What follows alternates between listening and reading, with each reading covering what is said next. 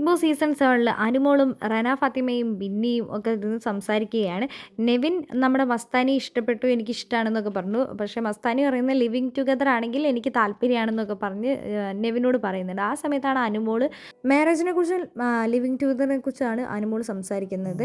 ആ സമയത്ത് അനുമോള് പറയുന്നുണ്ട്, ഇപ്പം നമുക്കൊരാളെ ഇഷ്ടമാണെങ്കിൽ നമ്മൾ ആദ്യം നമ്മുടെ ഫാമിലിനോട് സംസാരിക്കുക, അമ്മേനോടും അച്ഛനോടും ഇതിനെക്കുറിച്ച് സംസാരിച്ചതിന് ശേഷം നമ്മൾ അയാളെ കാണാൻ പോവുകയാണെങ്കിലൊക്കെ നമ്മുടെ ഫാമിലിനോട് തുറന്ന് പറഞ്ഞിട്ട് പോവുക. അല്ലെങ്കിൽ നമ്മൾ വേറെ ആരെങ്കിലും എവിടെയെങ്കിലും വെച്ച് കണ്ടിട്ടുണ്ടെങ്കിൽ നമ്മൾ ഒളിച്ചും പാത്തും പോയിട്ടുണ്ടെങ്കിൽ അതൊരു പ്രശ്നമായിട്ട് വരുമ്പോൾ അത് വലിയ പ്രശ്നമാവും. ഇപ്പോൾ നമ്മുടെ അച്ഛനും അമ്മയും പറയുകയാണെങ്കിൽ ഞങ്ങളോട് പറഞ്ഞിട്ടാണ് പോയെന്ന് പറഞ്ഞാൽ അവിടെ തീർന്നു. അപ്പോൾ നമ്മുടെ റന ഫാത്തിമയും പറയണം, എനിക്കും അങ്ങനെയാണ് ഇഷ്ടം, അതിനോടാണ് എനിക്കും താല്പര്യം, അങ്ങനെയാണ് ശരിക്കും ചെയ്യേണ്ടത്. നമ്മൾ പരസ്പരം മനസ്സിലാക്കി, ഫോൺ വിളിച്ച് കഴിഞ്ഞാലൊന്നും മനസ്സിലാക്കാൻ പറ്റില്ല, നമ്മൾ കൂടെ യാത്ര ചെയ്ത് എല്ലാ കാര്യങ്ങളും മനസ്സിലാക്കിയാലാണ് അയാൾ എന്താണെന്ന് നമുക്ക് മനസ്സിലാക്കാൻ പറ്റുള്ളൂ.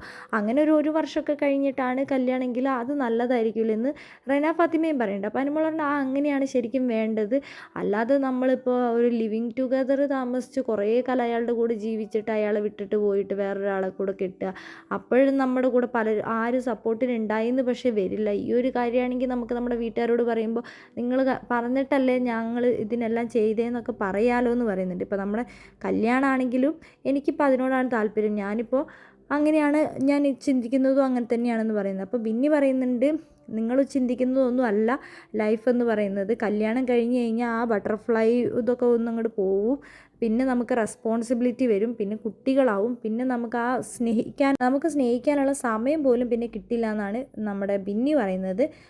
അനുമോൾക്ക് പുറത്ത് നല്ല സപ്പോർട്ടുണ്ട് എന്നറിഞ്ഞതിന് ശേഷം റെനയും ബിന്നിയും ഒക്കെ ഇപ്പോൾ അനുമോളുടെ കൂടെ തന്നെയാണ്. ഇവർ രണ്ടുപേരും ഇതുവരെ അനുമോളുടെ അടുത്ത് വന്നിരുന്ന് സംസാരിക്കാൻ പോലും ഇഷ്ടപ്പെടാത്തവരാണ് ഇപ്പോൾ അനുമോളുടെ കൂടെ നടക്കുന്നത്. അനുമോളുടെ സ്റ്റേറ്റ്മെൻറ്റിനോട് ഞാൻ യോജിക്കുന്നുണ്ടെന്ന് പറഞ്ഞ് അനുമോളുടെ കട്ട സപ്പോർട്ടായി മാറിയിരിക്കുകയാണ് ഇപ്പോൾ റന ഫാത്തിമ.